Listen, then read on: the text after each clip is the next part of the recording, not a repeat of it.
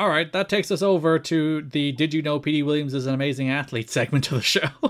I did know that he was an amazing athlete. But was this feud amazing? We're about to find out. So, X Division Championship match was set when AJ Styles won a 6-man number 1 contenders match on the October 1st Impact. It was, listen to the talent in this match, by the way.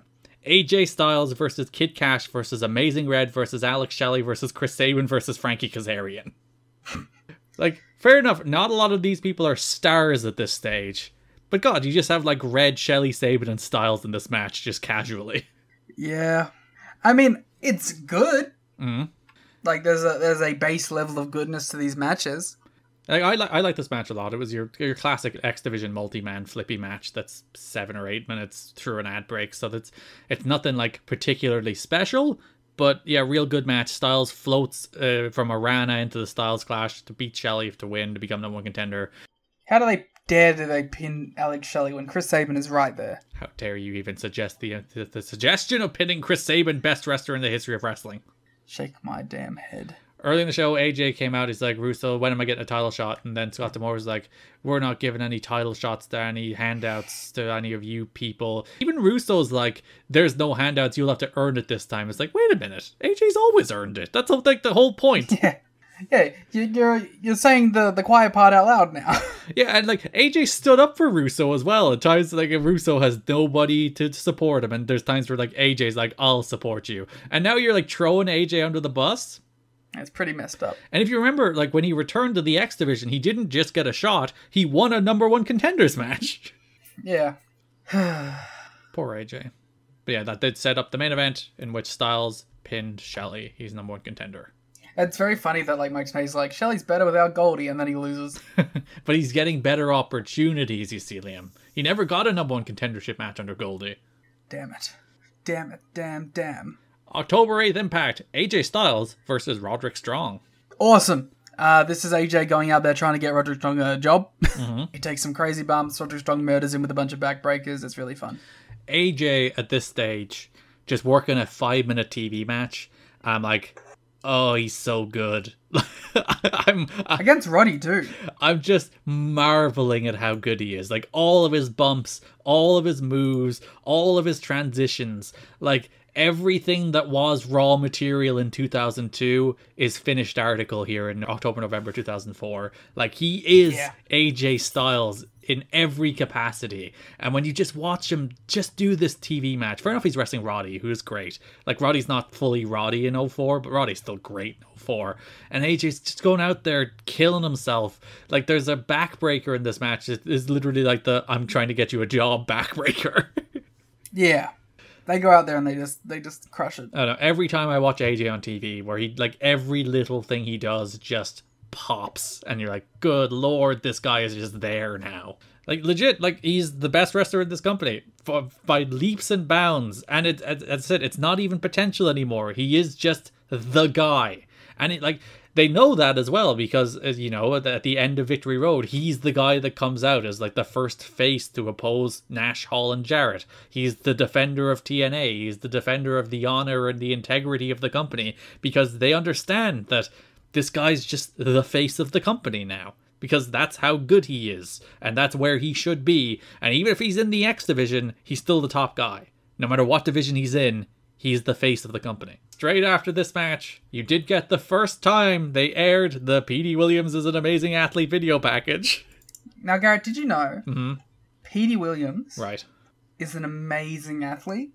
No. And the first Canadian X Division champion. Whoa. With a deadly weapon that no one has been able to stop. What's that weapon? The Canadian Destroyer. It's a Canadian Destroyer?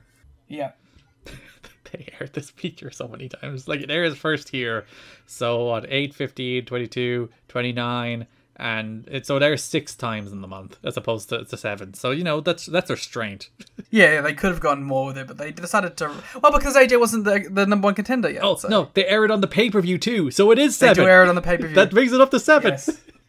The pop that we had when they aired it on the pay-per-view is worth going out for the Victory Road watch along. Yeah, patreon.com/kiddingme. You can listen to the Victory Road watch along, where we do lose our minds when Petey Williams is an amazing athlete comes out on the pay-per-view as well. So October 15th, Petey has a squash match over Jason Picaro, feigned to go for the Destroyer, but won with the Styles Clash instead. Then Scott D'Amore covers up Petey with his jacket as he reveals he's stolen AJ Styles' hood and vest. Oh my gosh. And then he does AJ's pose. AJ comes out, wipes out D'Amore and Petey with a dive, and reclaims his vest. Well, that didn't work out very well. It did not play the mind games they anticipated. No. AJ's vest is a cool piece of wrestling gear, though. Would you buy an AJ Styles ring-used vest? Absolutely. Like, for the longest time, anytime I'd take my hood down, I'd do, like, the AJ pull it over the front of my face and then throw it down thing. I'm going on eBay right now to see if there's AJ Styles ring-worn gear. Because I'm a giant dork, and straight after this match, they aired the Petey Williams is an amazing athlete feature. Yeah, did you know that Petey Williams is an amazing athlete and the first Canadian Exhibition champion? They're good and unstoppable weapon that was able to stop the Canadian Destroyer. So on, so forth. October 22, the main event is AJ Styles, Hardy, and Ron Killings against Bobby Roode, Eric Young, and Ruffy Silverstein. We already talked about Hardy pin Silverstein with the Swanton, but during the match, they aired the Petey Williams is amazing athlete video, which they also aired earlier in the show. So this is the twice. Did you know that? This is the twice in the show. Petey Williams is an amazing athlete. October 29, we then get the Hardy versus Petey main event, the one where Styles did the run in to cost Petey the match. Then November 5, we get the Styles and Killings versus Jarrett and Petey main event, in which Hardy pins Jarrett because he's not in the match. And then that brings us to Victory Road, in which AJ Styles faced Petey Williams for the X Division Championship.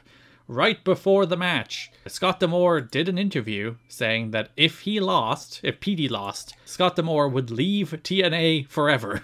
Which is, like, devastating. Why would you... This is one of those things. It's like, one, you think that adds stakes to the match. No, it doesn't. It telegraphs the winner.